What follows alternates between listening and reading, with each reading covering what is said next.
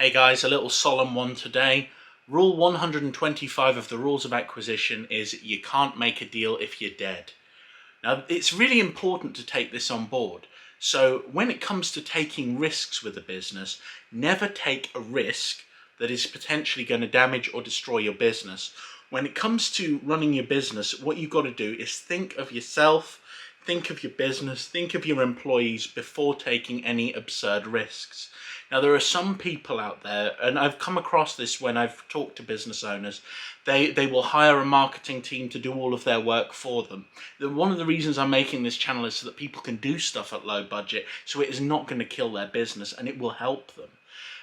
So when you think about it, if you have to put your company at risk, you put yourself at risk, or you put your employees at risk, don't do it because it is not worth it. You don't want to lose a good employee because they become frustrated and they cannot handle the job.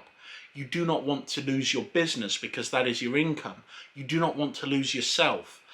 All of these things are really, really valuable as a business owner, because if you focus on doing stuff, taking absurd risks that are potentially going to destroy you, yes, you could get something which is really, really amazing and it's going to build your business up. You're going to be successful, happy, whatever. You could do that.